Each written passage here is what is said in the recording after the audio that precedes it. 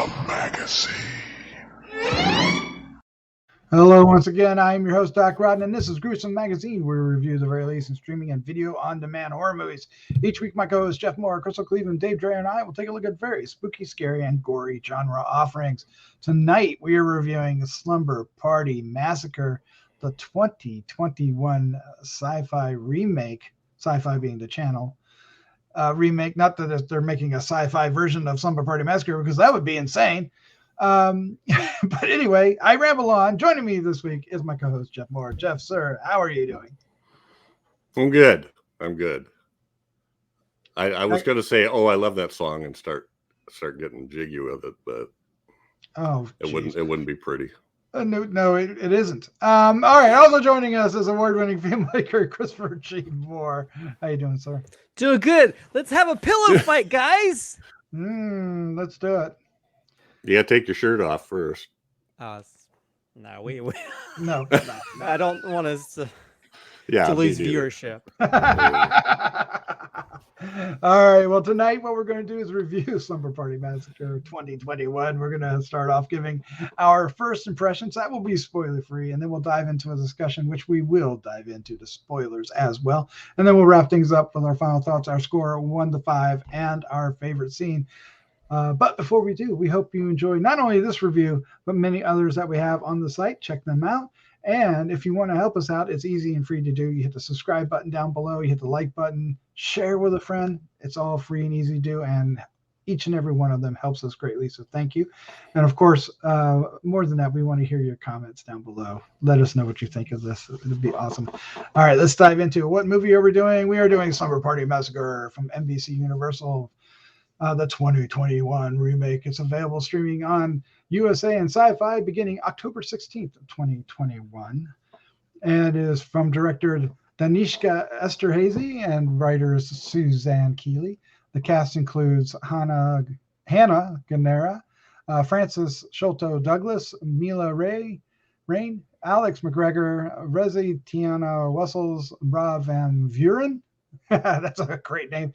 And the synopsis is as simple as this: a reimagining of Roger Corman's 1982 slasher film. Wow, that is the laziest synopsis we've had in a long time. Well, but it's to the point. It's not in. I didn't say it was inaccurate. I just said it was lazy.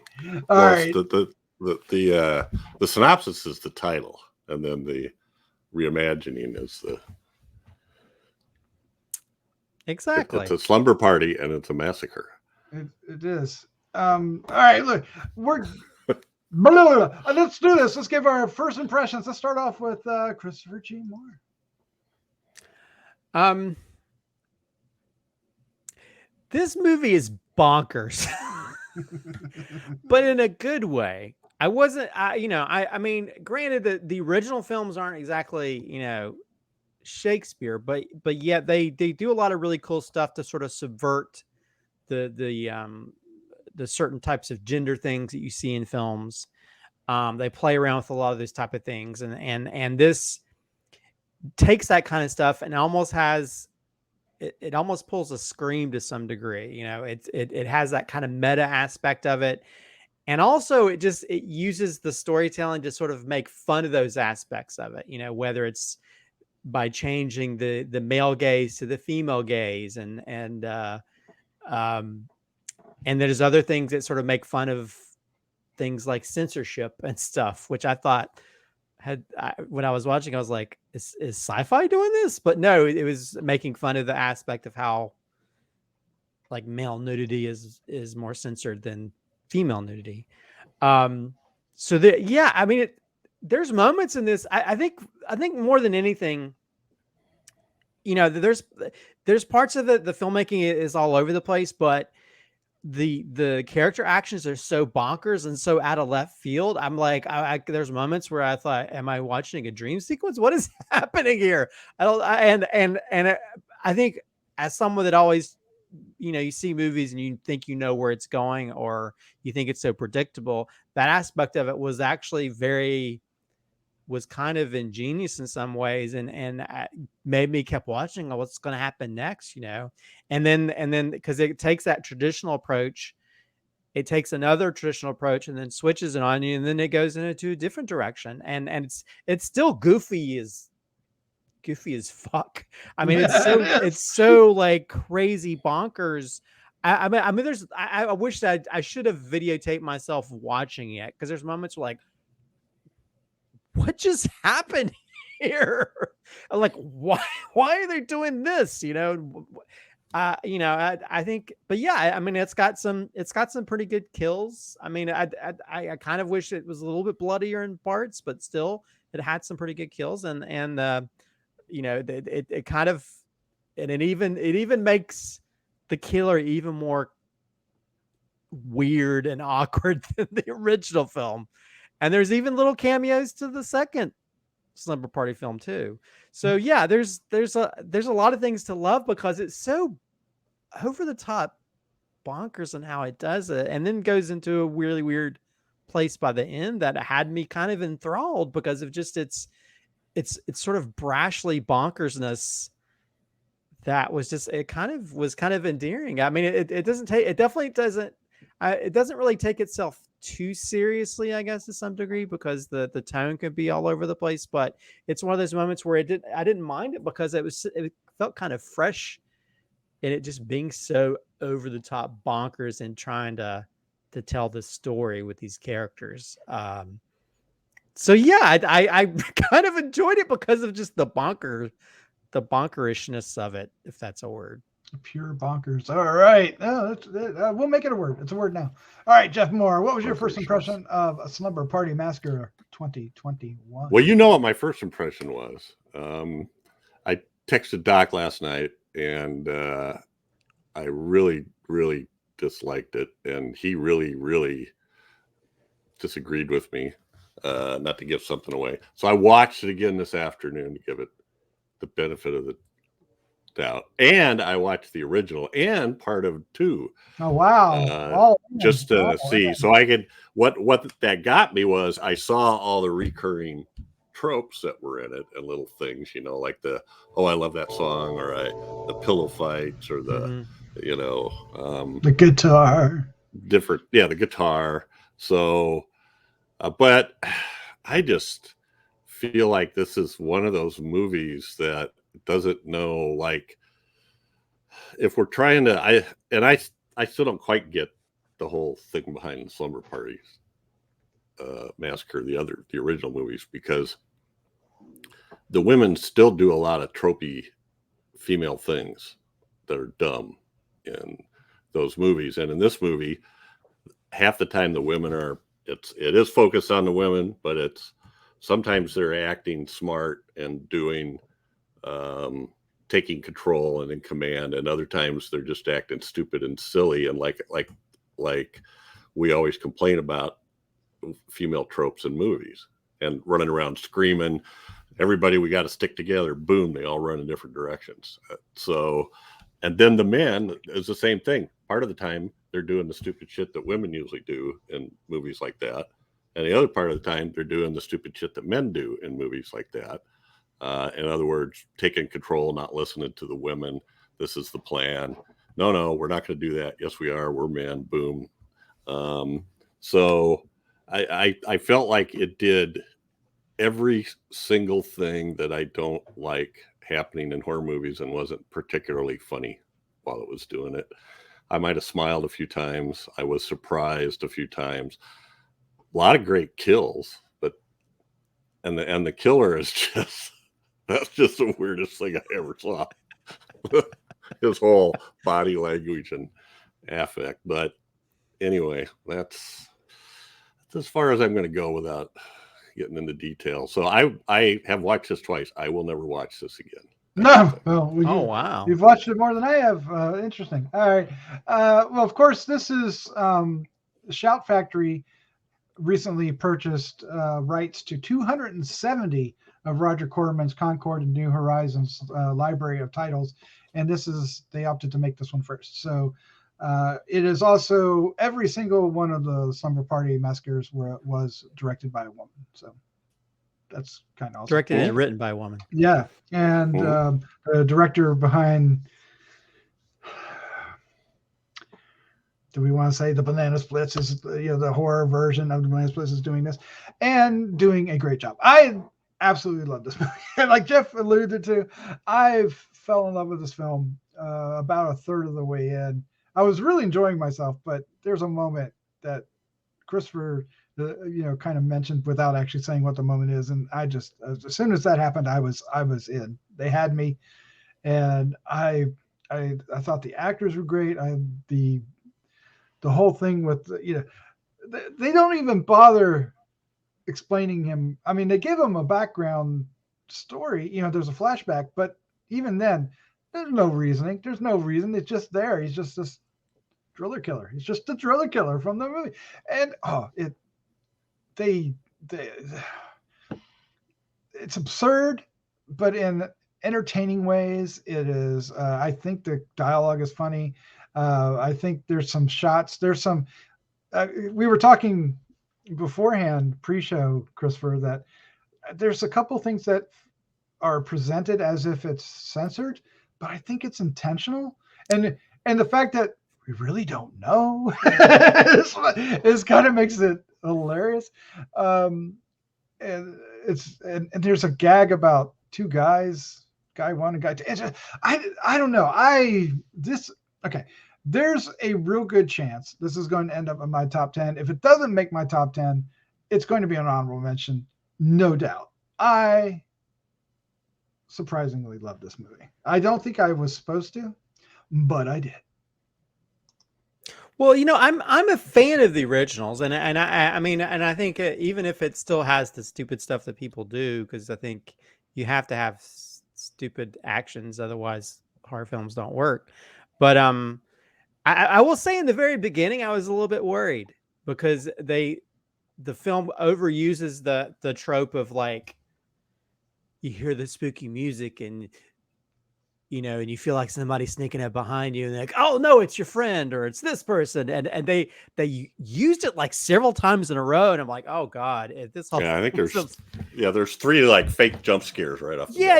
And it's like, and I was like rolling my eyes. I was like, oh God, this is not a good beginning to this. But then it's like, but then you realize that it's in the very beginning, it's leaning into the cheesiness of the original film. Because I mean, I think I always do. Slumber parties do that. We're like, yeah, that's all. Yeah. I mean, so over the top. And then when you see the guys do it, when they change the gender roles, I found that to be hilarious. And then you have like the male gaze turns into the female gaze, where it's just like slow motion and them shirtless. And, although the whole time I'm like, if you have asthma or any kind of breathing lung irritant problem. That's gonna be a problem with all kinds of feathers floating around. But yeah, I mean, but yeah, it's like, but then like, yeah, I was. There's moments I kept. Let me just say this: it's not really a well-crafted movie filmmaking wise. The story is kind of doesn't really make a lot of sense. There's certain actions people do. There's like one character towards the end that just drives off, and we don't even know what happened to that character. Guy just leaves. It's kind of brilliant though in that way. Well, but I don't really call it brilliant. To me, I was like, but I think that's the way the movie was. I was like, what is happening? I mean, and I know I guess we're already in spoilers. We're spoilers. But I mean, the moment where they're in the house and they all pull weapons out of different places. And I was thinking, what is this? Did this turn into Dream Wars all of a sudden? Are we in a dream sequence? I mean, I was like, I think I was watching my bedroom. I was like, what happened? And I think it was kind of a joy to not really know what the hell's happening, to where it would take that kind of left turn you weren't expecting. And even how it kind of switches the killer towards the end, I thought was really unique. Especially when they actually change up weapons and stuff. I like that aspect of it. But yeah, it's all over the place. But then it's like there's certain things. It's like I'm thinking, is this bad filmmaking or was this on purpose? And I think with the censoring thing, because there's a part where the guy's like is going to go take a shower and they like harshly blur his butt crack, you know? And then like when the steam's happening, they have this really bad visual effect of extra steam around his butt crack that's very noticeable. And I'm like, wow, they needed to get a better person to do this. But now it's like Doc, I was like, well, maybe this is on purpose because it's so like noticeable. They didn't even, and now I kept thinking, does sci-fi care more about showing butts than special effects? I thought they did it as a twist on the whole. But what initially I thought this is like, wow, this is really bad censor. But then I was thinking, oh, this is another way they're making fun of the aspect of, you know, you can show breasts, you can show all these different things, but when it comes to censorship, when it comes to like male genitalia or butt, even just butts, there's like, oh my God, we can't show that. And I thought that was actually a kind of a brilliant, fun thing to do.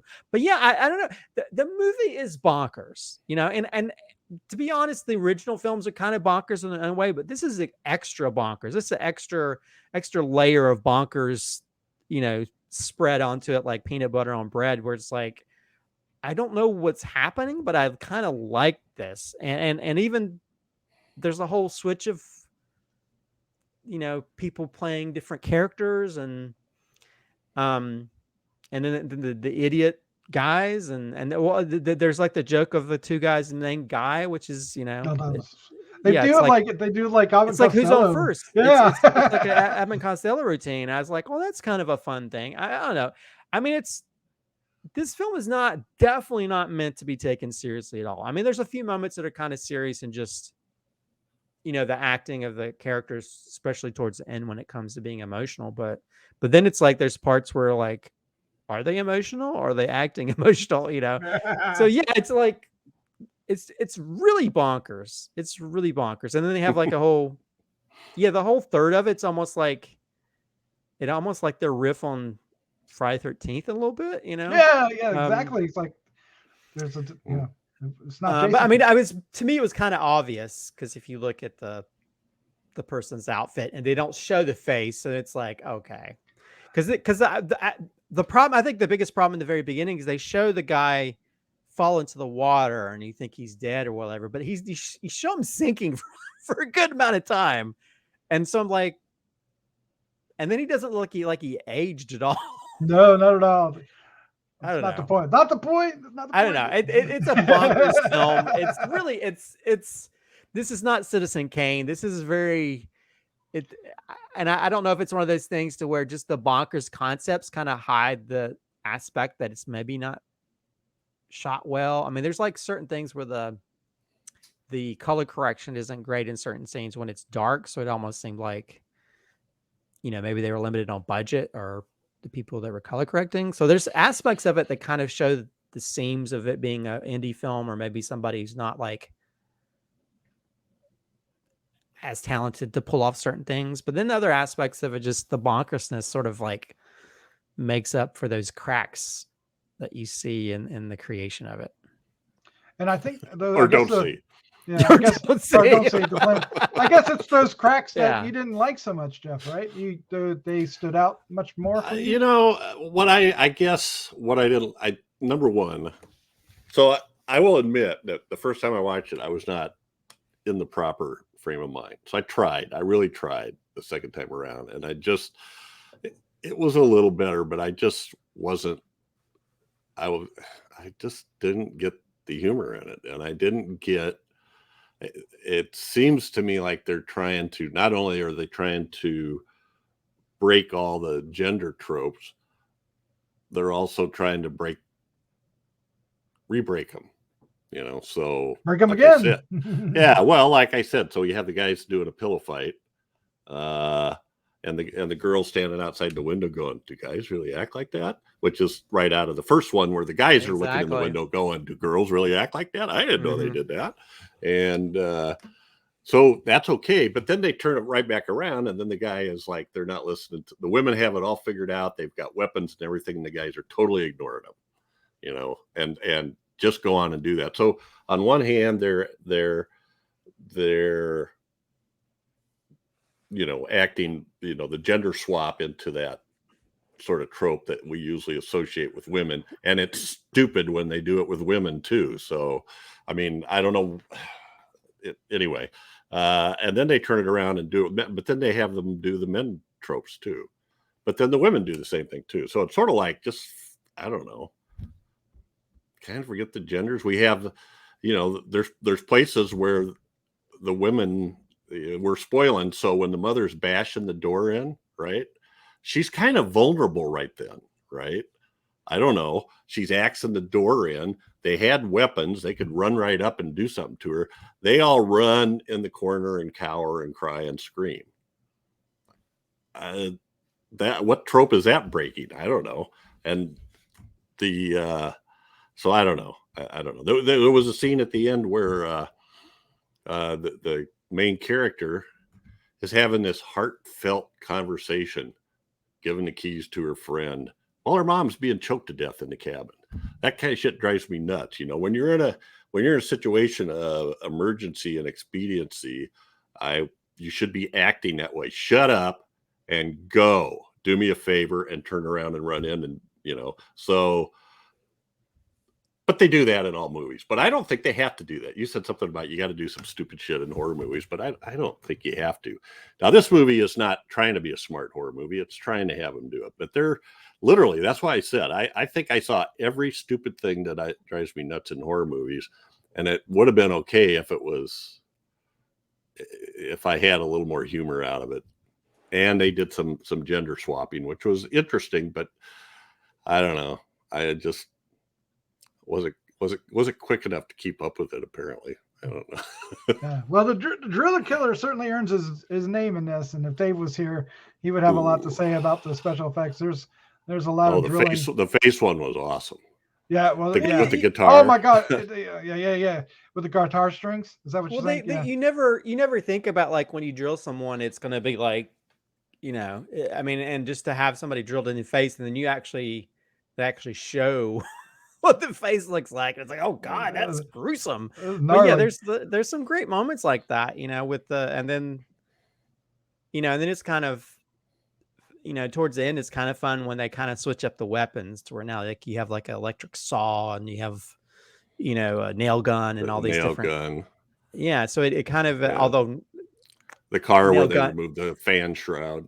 Yeah, which is like, I'm not sure. I think you could still lift the hood.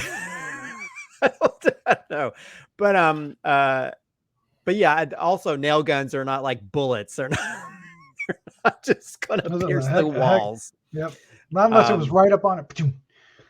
Yeah, and you're like 20 feet away. I don't think so. It's not like a gun. But yeah, I mean, that's the logical. But it's a movie universe. You can sort of get away with a little bit more. Right. You know, it's also going to be kind of hard to run around with like a 12-foot drill without tripping over yourself either. And in order for it to be effective, people have to like just sit there and scream and not move while you attack them with this 3-foot drill bit, because you don't have to move very much for them to miss you. So although I do hate it when, like, you have someone that can drill through your door, so let me stand in front of the door. Yeah, well, I mean, it's a natural reaction to hold the door. But that was a fake out. Well, but it happened 3 or 4 times. So, yeah, it's happened. The hands, going through the hands was so ouch. Although I kind of figured out what was happening with that. Anytime they don't show stuff, I automatically question it. You know what I mean? I question it, you know, especially when they've been opened up that maybe these people have like a trap or whatever. So that I kind of saw that coming a mile away. Another thing that was kind of interesting that I wouldn't have caught if I hadn't watched the movie again was the van that the driller killer has. It's the same van from the original one. He stole that telephone van that had those stripes on the side. I didn't read the logo on it. I didn't catch it when they showed that. Van? I'm telling you, it sure looked like the same van he stole in the first one. 40 years later. But well, you know, the weird thing is, like, the original killer, he was very kind of weird, and just how this guy plays him, where I don't know. He plays him almost if like I he can- has a cataract and he can only see you out of the corner of his eye, you know, and because he can't ever look at you straight. He's like, It kind of Yeah. works though. It and then works. he talks in sort of. Well, like there was that one time he's walking through the woods like that. You can Yeah, see his yeah. He's profile. always walking, you know. And I don't know, maybe because he's been carrying that big drill for so long, it's causing him sciatica or some kind of problem with his back. And then he's talking with like almost like a higher pitch, like, you're pretty. Well, the character of Kay was interesting to me too, just in the way they introduce her. They go into this little store, and then they go, "Wow, you just appeared from nowhere," and she goes, "Thank you." I'm like, Oh no, and yeah. Do you want to? yeah. Do you want to buy the little penis guy or what? That was Penis man. Are you buying the penis man or not? Just the attitude. It's a funny line. The gore is gory. The jokes I thought could have been funny. A little bit more gory. It could be. Well, no, I was satisfied, but you could always go more gore. You can always pour on the gore. But I for like what was supposed to be a sci-fi movie, I was satisfied. And that's a good point though. But I think isn't that also available on VOD? Like I'm assuming the SYFY cut's got some gore cut out. Well, if it's streaming, if it's streaming on the free or whatever, I don't know. I don't know what they do anymore. I don't watch it on that way. The only way I watch it is like we did. So, but anyway, let's wrap things up. Let's give our final thoughts, our score 1 to 5, and our favorite scene. Christopher G. Mohr, sir, you are up first. Yeah, this movie is delightfully bonkers. You know, it has those elements that make it a Slumber Party Massacre film, with it playing with gender tropes and also just turning those on its head at the same time. Just keeps flipping it in a very M. Night-ish type of way. I was just like, I was extremely baffled throughout parts of this film, but delightfully baffled in just how the story sort of peeled away its layers, and it's like, what I don't know, something about that element that kind of made me sort of overlook the sort of the low level of filmmaking in parts. I don't know, just that level of sort of like camp at times, the meta level of sort of making fun of certain things, to where it's like, you know, part of the time it's like a normal slasher, another part of the time it's almost like a parody of slashers, you know, especially when it comes to sort of like having fun with, you know, the guys in their little pillow fight and the shower scene. The towel fight too. Towel fight, you know, and of course, you know, being someone that actually talk about bonkers, Slumber Party Massacre 2, Part 2, which is extremely bonkers with the rockabilly driller guitar drill guy. And I think when they had a guitar, and it's like, oh, I just found this guitar in the closet. I was like, okay, bravo. You made a little reference to the second one. So I like that. Film fights from the second one too. So, well, yeah. I mean, well, they've had. Well, they had the dance party from the first one. I mean, they've definitely, you can tell these people love the originals, and they're sort of paying homage and trying to put their own little spin on it by having these girls sort of like, you know, have a little bit more impetus and like going after the dude, as opposed to just, you know, it being the same scenario for scenario's sake. So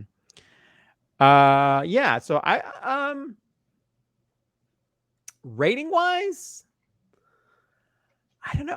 I'm kind of surprised because, like I said in the very beginning, I was a little bit worried about this film, but I kind of learned to love it by the end of it. So I brainwashed. Weirdly, I will give it a 4 out of 5, which is, I'm kind of surprised. It's kind of higher than what I would have expected with this type of film. But I'm also a huge fan of the original. I mean, I actually got to introduce the first one at the Alamo Drafthouse a couple of years ago, and so it's. I mean, these films are sort of known for just having a little bit of fun with tropes and the format and not exactly being a straightforward story to some degree. So, but this is the bonkersness of it. I couldn't look away. As for favorite scene, I'm gonna, this is a weird thing to say, but I'll say the guy shower scene because I was just kind of like, I wasn't sure if that was on purpose or if it was sci-fi censoring it, and I was so confused by it that I think for them to do it on purpose, I found that very, very I hate to say this gender-wise, but very ballsy of creating very meta, very that was extremely meta. Just doing that so on purpose to where it made me question, like, sci-fi, why are you censoring your stuff so horribly? But then it's like, no, this is on purpose. So I kind of wish I'd seen this in the theater. Like, I think they played it at Fantastic Fest. To see Robert Cargo was talking about is that it's a fun film. So I don't know. I'll just have to say that just because of it just puts it out there. It's so extremely meta in that one scene that it made me question if it was real or not. And it's those moments that made me enjoy this film because it's so freaking bonkers that I think if it didn't have that bonkers aspect of it, it would be a really bad movie, but it's not because of the bonkers nature of characters and the meta-ness and certain things and just how it takes kind of chances with playing in the format and, doing something a little bit out there. So yeah, I never thought I'd say that the guy's shower scene is my favorite scene. But I just thought that was so, to me, I found that to be funny after the fact because I was questioning if that was real or not. That's hilarious. That is absolutely is. All right, Jeff Morser, your final thoughts, your score, and favorite scene. I think it's I don't know. There was something Christopher said and it slipped right out of my mind that I was going to play on. But to me, there is, if it has the theme is no themes. Don't look for nobody does anything logical.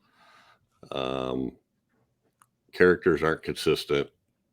And if the thing is to just break tropes and re-break them again, then okay. But that wasn't, I don't know. I just couldn't get a handle on it, I guess. So I'm going 2.5, mostly because of the kills. And I like strong women characters, and there were a couple in here. I will favorite scene. I actually want to pick the one I was talking about, where the women are in the boys' cabin and the men finally figure out that this killer's there and they got to do something. We got to get weapons. Oh, you'll need weapons too. They all have weapons in their hands, right? They just totally ignore anything. That, to me, that was really well done in terms of being a pastiche or a spoof of the way men act a lot of time in movies. They're the ones having to plan. And the women are like, no, you come with us. We have a plan and this is it. And let's go do it together. Wait, no, you stay here and we'll go do this. You stay safe, which is what I hate here in movies, but it was funny in this. So I will admit that part was funny. So I'm, and then the guy says, come on, let's go. And everybody goes, no. And then the guys follow him out the door. The guy goes, what can I say? Too much testosterone. Yeah. Toxic masculinity. I think. That was it. So, yeah. So but I will say that this is a sci-fi film. This is actually a pretty decent sci-fi film.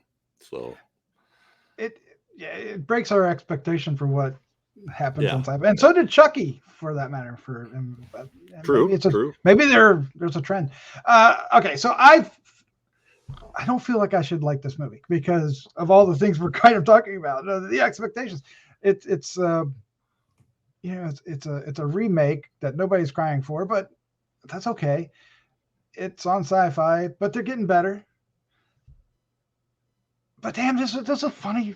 Oh my god, I really enjoyed the hell out of this movie. It hit all the right notes for me. I thought the characters were hilarious. I liked the interactions between them. I liked the just the whole. All right, so the driller killer thing was never one of my favorites. I never, the drill, but they make the driller killer funny here with the aspects that we're talking about. Just the way he's holding the drill and the way he, like when they finally break the drill and he's, and his the way his neck is always bent, and I don't know, and his voice even, don't you know that I love you? It's just so hilarious. And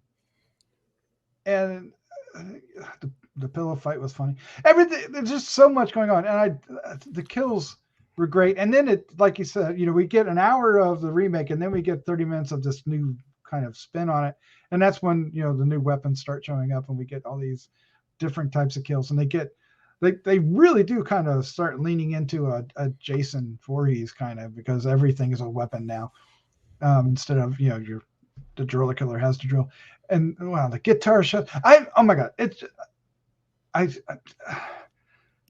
is like the guilty pleasure of the year. Mm-hmm.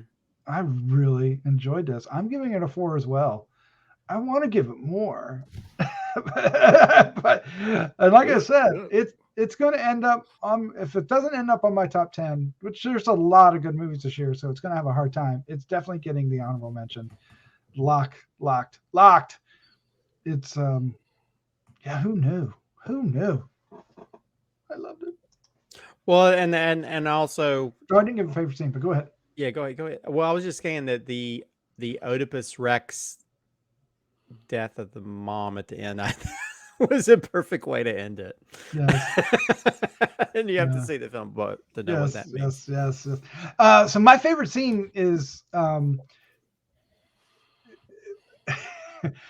two of the boys are still alive, and they end up at the girl's house, and it's daytime now, and they've killed the killer, and the killer's laying in the front yard, and they're hiding behind the trees watching, and they're trying to decide whether they're actually saviors or killers, right? They think I think they've convinced themselves that the girls are the killers, which is hilarious. And Hannah goes walking up to him with not the hatchet, but the machete, and just starts whacking at the head to cut the head off. And it was just their reaction. I don't know. It was just out of context like that. It's so funny. Because if you're in the moment with them and they're trying to do it, it's like, yeah. But if you're over there in the trees with the guys watching it out of context, it's like, what the hell are they doing? It's just, I don't know. I just like that perspective. And I think the film had various perspectives like that, where they would just look at it, with a little bit of a, tongue in the cheek and a squint in the eye, kind of turn it sideways a little bit. I enjoyed that. Another easy pick is when they pulled out all the weapons. That was hilarious. Yeah, there's also a funny bit where the guy's getting a beer out of the freezer.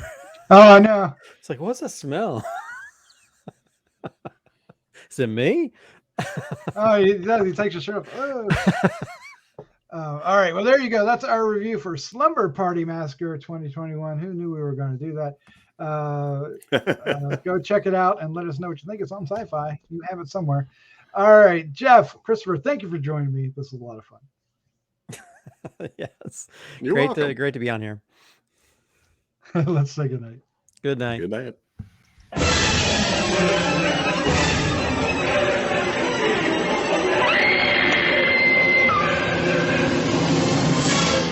Gruesome Magazine.